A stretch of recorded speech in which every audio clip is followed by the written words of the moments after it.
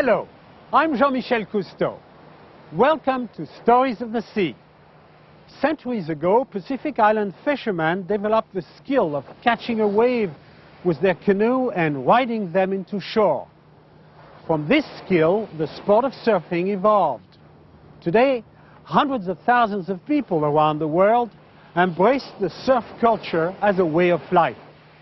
We'll explore how the techniques and tools of the sport have changed, from the early 17-foot hardwood planks used by surfing great Duke Kahanamoku to the short fiberglass and resin boards ridden today. Join us as we trace the origins of surfing from an ancient Hawaiian ritual to its emergence as one of today's most popular professional sports. One feels small and fragile before the tremendous force and perpetual roar of the sea. As the blue-gray swell lifts off the horizon, the wave is not measured in feet, but in increments of fear.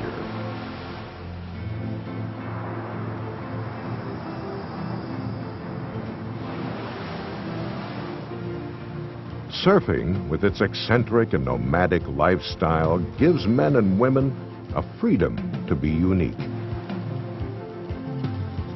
Surfers are a different breed. They jump into the boiling sea, climb onto its back, and harness the fluid energy of nature. Flying above the surge, the surfer feeds on its raw power.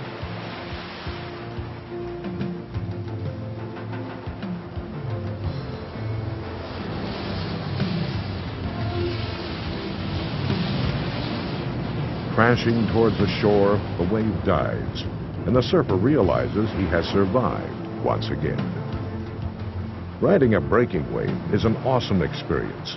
When a surfer slides down the face of a wave, he becomes part of the powerful dynamic of liquid space. The earliest accounts of surfing began thousands of years ago, when the ancestors of the Polynesians moved eastward to colonize the islands scattered across the vast Pacific Ocean. Those first explorers were already skilled fishermen. Using the breaking waves, they rowed their canoes over the coral reefs of the islands to bring their catch to shore. From this, catching a wave developed from an important fishing skill into an international sport. Throughout the Pacific Islands, the sport of sliding down a wave was practiced long before the first European explorers ever visited. When Captain Cook first reached the Hawaiian Islands in the late 1790s, he and his crew were amazed by the skill the natives displayed riding waves. Lieutenant James King served with Captain Cook on that expedition. His is the first published account of surfing. Lieutenant King wrote, "The boldness and address with which I saw them perform these difficult and dangerous maneuvers were altogether astonishing and is scarcely to be believed. They wait for the time of the greatest swell that sets on shore and push forward with their arms to keep on its top. It sends them with a most astonishing velocity, and the great art is to guide the planks so as to keep the proper direction on top of the swell." While other Pacific Islanders rode waves, it was the Hawaiians whose skill was greatest. It was along their shores that the feat of standing on a speeding board reached its finest expression. For the Hawaiians, surfing was the center of their society, and surfboards were among their most prized possessions. If the waves were good, whole villages would rush to the shore and enjoy the surf and white water. Men, women, and children would delight in surfboarding. Most boards were made from koa, a Hawaiian hardwood. 5 different sized boards were used by the ancient surfers. The smallest were body boards, probably used by children. The most popular board was a 6 to 7 foot alaya, used by the common people. The largest board, the olu, was used exclusively by chiefs and could reach 16 feet or longer. With the arrival of the first European settlers in 1778, the influx of foreigners transformed Hawaiian society. The missionaries who came to the islands attacked traditional Hawaiian values. Converting the natives to Christianity, they stripped surfing of its cultural importance. By the end of the 19th century, surfing had virtually disappeared from the islands. Only a few lone Hawaiians still rode the big waves off the coast. Today, Hawaii is still the mecca of surfing. Thousands of surfers come each year from around the world to meet the challenge of the island's famous shore. They come to test themselves against the 25 to 30-foot monsters that crash into Kahina Point on Oahu each winter. It was at the beginning of the 20th century, the influence of the missionaries had declined, that Hawaiians began to rediscover their cultural roots. Hawaiians living near Waikiki began to surf again for the pure pleasure of it.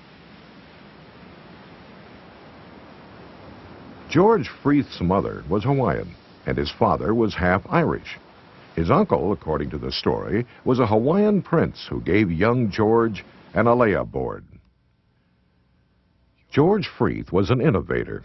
He cut the old 16-foot board in half and experimented with shorter boards. At the age of 16, he taught himself how to surf standing up. In 1907, Freeth came to Southern California to help promote surfing. Freeth gave wave-riding demonstrations and offered surfing classes. He helped create public interest in ocean recreation, and the sport of surfing began to take hold. In Hawaii, Alexander Hume Ford was another person who enjoyed surfing. He recognized the sport's potential and promoted it, teaching local children how to surf along the beach of Waikiki. When writer Jack London visited the islands, Alex Ford taught him how to surf. London fell in love with surfing and wrote an article called A Royal Sport. The article increased interest in surfing both among local Hawaiians and many others on the mainland. With George Freeth's surfing demonstrations in Southern California and Jack London's article published nationally, the sport of surfing received a major boost. Hawaii was becoming a popular resort. Promoters pushed the islands as an exotic vacation spot, and hotels began springing up along the beaches of Waikiki to accommodate the flood of American tourists. In 1908, Alex Hume Ford capitalized on the tourist boom by helping to found the Hawaiian Outrigger Canoe Club. One of the club's stated goals was to help preserve surfing and outrigger canoes as Hawaiian sports. It was at the Moana Hotel on Waikiki that many tourists first experienced surfing. As the tourist industry grew, the popularity of surfing also increased. By 1911, more than 100 surfboards could be found on the beaches of Waikiki. The hotels recruited local Hawaiians as lifeguards. One young man who worked as a lifeguard was Duke Kahanamoku. Duke and his brothers were employed as beach boys. Their job was to protect the tourists and keep them safe from drowning. Duke and his brothers grew up surfing and swimming around Waikiki. A gifted athlete, Duke and the Beach Boys developed many surfing maneuvers. They performed crazy tricks, such as standing on their heads while surfing, or surfing with their dogs, ukuleles, or in tandem with a female tourist. Today, Duke Kahanamoku is known as the father of modern Hawaiian surfing. The Duke was Hawaii's surfing ambassador, helping to introduce the sport around the world. In 1912, Duke Kahanamoku was a member of the United States Olympic swim team. On his way to the Stockholm Olympics, Duke stopped in Southern California. He astounded those watching him as he demonstrated surfing along the beaches of Santa Monica. California was a natural place for surfing to flourish. With its sandy beaches and swells rolling in from both the North and South Pacific, California was the perfect place for surfing. With both Freeth and Kahanamoku as inspiration, many men and boys began surfing. Soon, surf clubs began forming up and down the coast of California. After winning the 100-meter freestyle in the Olympic Games, Duke was invited to compete at a swim meet in Sydney, Australia. During his historic 1915 visit, Duke built a board from local wood and gave the Australians a first-hand look at Hawaiian surfing. The Australians were impressed by Duke's demonstration, and the sport quickly began to spread across Australia. In the years to follow, Duke Kahanamoku's influence created an interest in surfing that continues to this day. 30 years after his death, one of the century's greatest athletes, the Duke, is considered a legend, not only in the United States, but throughout the world. In the sport of surfing, two elements are needed. One is a wave to surf, the other is a board to ride. Surfing begins with the wave. Far out at sea, hundreds of miles from land, a swell begins its long journey to shore. The wind is the primary force behind the wave. Ocean storms and wind produce heavy seas which push the water. As a swell enters the shallow coastal waters of an island or continent, it moves toward the shore and begins to drag along the bottom. This is the point when a wave begins to form. As the swell slows down, the water behind begins to pile up and overtake the front of the wave. Depending on the size and shape of the bottom, a swell will continue to grow until the crest rises. Once it peaks, the water finally breaks over the top of the crest and spills over the front of the wave. A wave breaks in one of two ways. Either it plunges or it spills. A spilling wave is caused by a relatively flat bottom. As the swell reaches shallow water, a section will crest and spill across the wave as it rolls to shore. This type of wave is ideal because it allows the surfer to slide across the wave's face, keeping ahead of the break. Plunging waves are usually caused by a steep bottom. The swell builds quickly and its face rises vertically. The crest falls over the front of the wave, forming a tunnel of water for an instant. This wave is called a tube or barrel, and is considered by many surfers as the ultimate ride. The second element required for surfing is a surfboard. Because of the continuous experiments with board design, maneuvers are now possible that older surfers could only dream about. In the early days, surfboards were monstrous, 85 to 150 pounds of redwood. In those days, men braved the chilly seas without wetsuits, and boards stayed on the beach because they were too heavy to carry home. Today, there are three basic kinds of surfboards. Each has its own special features. The longboards are between 9 and 10 feet long. They are about 22 inches wide and 3 to 4 inches thick. They have a rounded nose and a full tail. Longboards were once considered crude. Heavy logs designed solely for beginners or older surfers. Today, modern longboards have been modified for higher performance, and many skilled surfers ride them exclusively. Shortboards are made for smaller to medium-sized waves. They are between 6 and 7 feet long, 2 inches thick, and about 18 inches wide. They tend to be light and thin to maximize maneuverability. The hybrid surfboard is a compromise between a modern shortboard and a longboard. They run between 6.5 to 8 feet long. A hybrid has a fairly full template, meaning it's wider in the nose and tail than a shortboard, but is more streamlined than a longboard. Almost all modern boards are equipped with 3 fins invented by Australian Simon Anderson in the early 1980s. The tri-fin, or thruster design, allows for sharp turns on the wave without the tail of the surfboard sliding out. In the 1920s, a typical surfboard was a solid redwood plank brought from the local lumber yard. The finished board was 6 to 9 feet long, flat, heavy, and about 3.5 inches thick. Surfboards changed after World War I. They became lighter, longer, narrower, and hollow. Tom Blake visited Hawaii in 1924 and became hooked on surfing. He began using a wood frame covered with a thin layer of redwood. He reduced the weight of the board from 150 to around 60 pounds.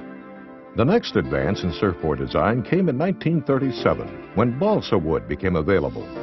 Surfers began gluing balsa and redwood planks together, constructing a laminated board covered with varnish. The typical board was 10 feet long, 23 inches wide, and weighed about 50 pounds. These boards were much lighter than solid redwood planks. As more of these easy-to-handle boards appeared, more and more high school and college students picked up the sport. World War II interrupted the lives of millions of men who went off to fight overseas. When they returned, many of these enterprising young men put post-war technology to new uses. After the war, the demand for surfboards exploded. Because so many people wanted the balsa redwood surfboards, some surfers began building boards full-time. The increased demand for surfboards created a balsa wood shortage. Soon, surfboard manufacturers looked around for other materials to replace the expensive and hard-to-get balsa. Hobie Alter experimented with some of the new materials developed during World War II. Alter's friend, Gordon Clark, refined the chemical formula of polyurethane, which Alter hoped to use as replacement for the solid wood boards. The introduction of this new material would have a huge effect on surfing. Today, Clark Foam is one of the largest suppliers of foam blanks. Alter's new board weighed less than 20 pounds and cost between $75 and $80. The resin and foam boards and the factories that made them soon transformed the craft of making surfboards into an industry that now produces tens of thousands of new boards annually. Surfboard shapers have always been revered for their artistry in crafting surfboards by hand. Even the smallest variations in outline or the curve from nose to tail can alter the way a board rides the waves. No two boards are exactly alike. The process of shaping surfboards has changed little in the last 40 years. Today, Todd Roberts shapes his own line of custom boards. Depending on the size of the board, a raw foam blank is first selected. Blanks are the unshaped, unglassed core of a surfboard, usually made of polypropylene. The thin piece of wood in the center of the blank is called a stringer. It gives the board rigidity and acts as a center from which the measurements can be made. Without the stringer, the foam would snap under pressure from crashing waves. The next step is to mark out the surfboard's dimensions, beginning with the length, then the board's width. This is a long board and it's made for nose riding, so we want the template on the nose to be fairly wide that supports the surfer on a smaller wave that has steepness, so we can get to the nose and hang 10 and do all those fun things. The outline is the beginning of the shaping process, but it's one of the most important. If the outline is not straight, then the rest of the measurements will all be off. Once the edges are smooth, the top and bottom of the board is trimmed using a planer to the thickness that the customer wants, which in this case is 2 5/8 inches. The next step is to shape the edges of the surfboard, also known as the rail. So I want to leave the tail of the board with a hard edge and let that flow to the front of the board with a nice soft edge, lifting the rail, the bottom of the rail, towards the top of the board, so the water has good entry into the nose area of the board. It'll paddle fast, and it'll catch waves nice and easy, yet it'll have a nice hard edge towards the tail where the board has to perform. Once the rough shaping of the rails is complete, the next step is to fine sand the whole board to take out any imperfections which still remain. The remaining steps in making a surfboard include marking the location points for the fins, a custom paint job, and signing the board by the shaper. Finally, the board is ready to be fiberglassed. When California became the world's leader in surfboard manufacturing, the surfing scene in California exploded, and Malibu became the center of surfing. By the mid-1960s, surfing had reached Britain, South Africa, and France. surfing was becoming a popular sport all over the world. In 1965, the first world contest of surfing was held in Peru. The 1969 Duke Kahanamoku Hawaiian Surfing Classic was the first event that cash was awarded at a properly staged professional surf meet. $1,000 was awarded in prize money. Before this meet and others that quickly followed, surfing contests were more a matter of prestige and ego than monetary reward. The best a surfer could hope to win before was a free surfboard and maybe a few dollars to cover expenses. During the next 10 years, professional surfing came of age.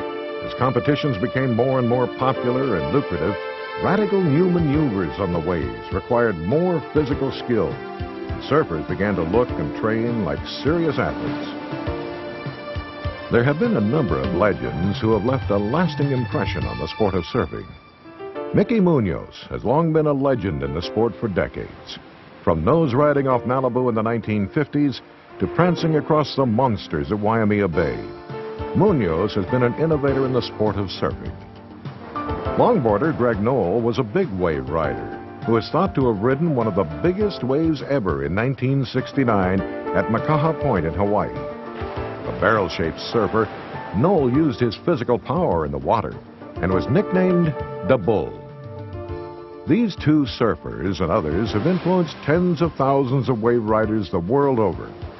Using a combination of power and grace, they have defined surfing and propelled it into an international sport. By 1985, the sport had grown steadily to where more than $500,000 in cash prizes was available to surfers on the pro tour. Professional surfing has become global, with competitions in California, Hawaii, New Jersey, Japan, Australia, Brazil, Spain, France, Indonesia, and other places. Surfboard and apparel manufacturer Rusty sponsors a number of surfers on the pro circuit. Taylor Knox is one of the sport's top professionals. This is the life. These guys are the best. My parents are going, you got to go to school, and I said, you know what, just give me one shot. Let me have just one shot at it, and if I can't make it, I'll go to school, but if I pull it off, just back me up. Since ancient Polynesian times, centuries before boogie boards and windsurfers, surfers have tried to explain to non-surfers why their sport has such a hypnotic hold on them. Favorite maneuver is obviously, I love to ride the tube more than anything. But, I love to do bottom turns, actually. I love, whatever the day is, you find your favorite maneuver that day. Every day has a different thing, and some day it's a little beach break, little, top turn, tail slide things. Next day it's tube rides and cutbacks, and every day has its own favorite maneuver, I guess. Surfing is not only a sport, but also a lifestyle, which allows one to participate directly with nature. And although the techniques and tools of the surfer are constantly evolving, the inner experience of surfing is timeless. Through surfing, the power of the ocean is captured, and the surfer's body channels the speed and fury of the ocean into a sensation similar to flying. The thrill of this experience is something that few surfers ever get out of their system. This is the reason why surfing has become so popular worldwide. From the waves of the Seychelles in the Indian Ocean to the shores of Japan, Venezuela, and Mexico, surfers have traveled the world in search of the perfect wave. The experience that each surfer enjoys is a link with the sea, to feel its energy and to ride it. I'm Jean-Michel Cousteau, and this is Stories of the Sea.